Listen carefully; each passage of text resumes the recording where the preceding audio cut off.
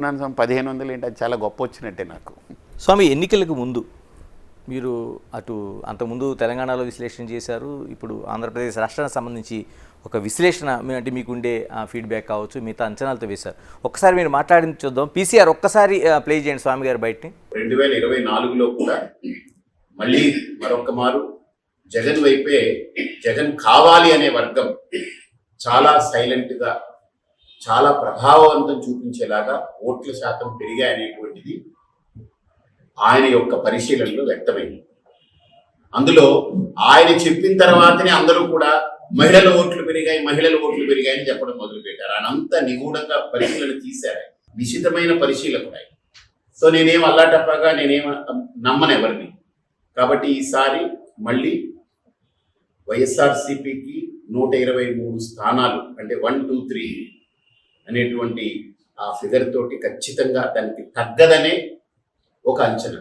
ఆయన లెక్క అయితే గతంలో 151 స్థానాల కంటే అధికంగా ఒక 8 స్థానాలు రావచ్చు అనేటువంటి ఆలోచనలో కూడా ఉన్నారంటే ఈ స్వింగ్ కనుక ఒక వేవ్, అండర్ కరెంట్ వేవ్ కింద కనుక వెళ్ళుంటే ఇదే కరెక్ట్ అయితే ఇలా వస్తుంది అనేటువంటి ఆయన 123 స్థానాలు మీరు వైసీపీకి వస్తుందని ఒక అంచనా వేశారు అన్నది. మీరు అంతకుముందు 2018 ఎన్నికల్లో భారతీయ జనతా పార్టీ 70 సీట్లతో విజయం సాధించే అవకాశం ఉందనేది ప్రెస్ కాన్ఫరెన్స్లో ప్రకటించారు. ఎందుకని స్వామి అంచనాలని ఎందుకు తప్పుతున్నాయి అనేది? 2018 ఎన్నికల్లో భారతీయ జనతా పార్టీ తరఫున నేను క్యాంపెయిన్ చేస్తున్నప్పుడు నేను 70 సీట్లు వస్తాయని కాకుండా 70 సీట్లు ఖచ్చితంగా తెచ్చుకోవాలి, 70 సీట్లు రాగలిగే సత్తా భారతీయ జనతా పార్టీకి ఉంది, కార్యకర్తల్లో ఆ రకమైన మనోబలం ఉంది, వాళ్ళకి ఆత్మవిశ్వాసం ఉంది అనేటువంటిది నుంచి చెప్పాను.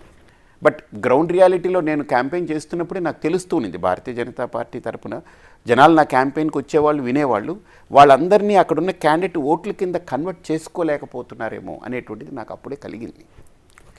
అలాగనే 2024కి వచ్చేటప్పటికి మీరు అడిగిన ప్రశ్న, రేపు కౌంటింగ్ అనగా ముందు రోజు ఈవినింగ్ చెప్పాను. అది కూడా ఏంటంటే అప్పటిదాకా నేను వేరే ఊర్లు వెళ్ళాను, ఆ రోజే వచ్చాను హిందూపురంకి, వచ్చి ప్రెస్ మీట్ పెట్టాను. దాంట్లో క్యాజువల్గా మాట్లాడుతూ నేను ఇది చెప్పాను. నేను వాళ్ళు అడిగారు అదేంటంటే రేపు కౌంటింగ్ కదా మీరు ఈరోజు ఇలా చెప్తున్నారని. నేను దాంట్లో క్లియర్గా చెప్పాను, నేను జ్యోతిష్యపరంగా నేను చెప్పట్లేదు, నేను అనలిస్ట్ని కాదు, నేను సఫాలజిస్ట్ని కాదు, నాకు ఇవేవి తెలియదు. కానీ నాకు ఎవరైతే ఒక వ్యక్తి ఎవరైతే ఎప్పుడు ఆయన చెప్తున్నా నాకు చాలా క్లారిటీతోటి ఆయన ఇది వేసి చెప్తుంటారు. ఆయన చెప్పింది ఇంకా ఎక్కువ చెప్పాడు, కానీ ఆయన చెప్పిన సంఖ్య ఖచ్చితంగా అవతల వచ్చింది కూటమికి. అవును. కానీ ఆయన ఆ సంఖ్య వైసీపీకి ఇస్తే నేను ఊహించలేదు అసలు. ఇక్కడ నేనేంటి అనుకున్నానంటే ఒక హంగ్ వస్తుంది, మేబీ అక్కడ పబ్లిక్లో ఒక హంగ్ రావచ్చు, ఎందుకంటే జగన్ మీద వ్యతిరేకత ఉంది, ఖచ్చితంగా ఉంది, కార్యకర్త లేదు, ఒక హంగ్ వస్తుంది అని నేను ఒక ఊహ మా వాళ్ళందరికీ చెప్పేవాడిని.